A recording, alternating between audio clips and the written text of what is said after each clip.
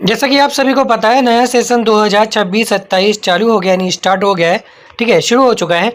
तो अब आपको क्या करना है, विद्यालय में बच्चे पास आउट हो चुके होंगे इसे क्लास 5th के, अब वो क्लास 6 में जाएंगे।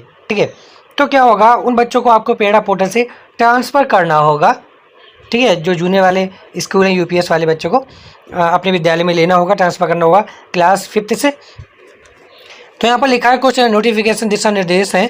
सत्र 2025-26 के छात्र छात्राएं प्रमोट या पास आउट कर दिए गए हैं। यदि कोई छात्र छात्रा पिछले सत्र में पास आउट हो गया है और इस सत्र में किसी अन्य विद्यालय में एडमिशन लेना चाहता है, तो उस छात्र छात्रा का नया पंजीकरण नहीं करना है, उनको आपको वर्तमान विद्यालय में स्थानांतरण करना होगा, जिसके लिए स्टूडेंट ट्रांसफर मॉड्यूल का प्रयोग करें।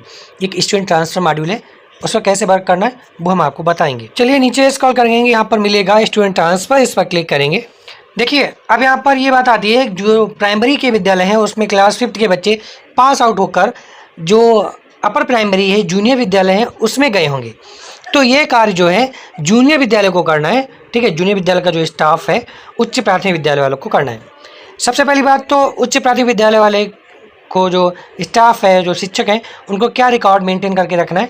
पहली बात ये कि बच्चा जो है स्थानांतरण विद्यालय का एसआर संख्या का मतलब, आपका जो विद्यालय है, आपके विद्यालय में क्लास 6 में जो बच्चा क्लास 5th पास आउट करके आया है और आपने क्लास 6 में उसका नाम लिख लिया है, रजिस्टर पे मेंटेन कर लिया है, तो आपने उसका नाम अपने रजिस्टर में किस रोल नंबर पर मेंशन किया क्लास 6 में, और एसआर रजिस्टर में किस एसआर नंबर पर उसका नाम दर्ज किया है। ये बात ध्यान रखना है, मतलब उसका एसआर नंबर ध्यान रखना है। उसके बाद स्थानांतरण विद्यालय में किए जाने वाले छात्र या छात्रा की जानकारी में स्थानांतरण का कारण, स्थानांतरण का विवरण तथा स्थानांतरण का दिनांक भरना अनिवार्य, नहीं डेट, किस डेट में आप उसे अपने विद्यालय में स्थानांतरित कर रहे हैं। अब यहाँ पर देखिए जो स्टार लगा है वो सही फील्ड ज़रूरी है।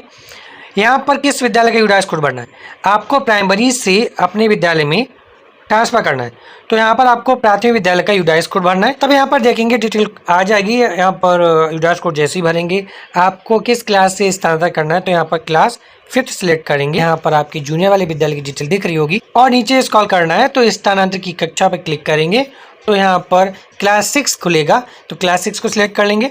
छात्र छात्रा के स्थानांतरण विद्यालय का एसआर संख्या, जैसा कि बताया, आपने अपने विद्यालय में उसके नाम एसआर रजिस्टर पर, एसआर कौन से क्रमांक पर लिखा है वो एसआर नंबर लिखेंगे, और छात्र छात्रा के स्थानांतरण का कारण यहाँ पर देखेंगे। डुप्लीकेट पंजीकरण, अपने घर में कार्यों में लगे रहना, गरीबी कार्य, बहुत सारी चीज़ें हैं। ठीक है, पलायन ये वगैरह। तो यहाँ पर देखेंगे जैसा कि बच्चा पास आउट करके आया है, तो यहाँ पर ऑप्शन भरेंगे टीसी जनरेट, और छात्र छात्रा के स्थानांतरण का विवरण भर देंगे।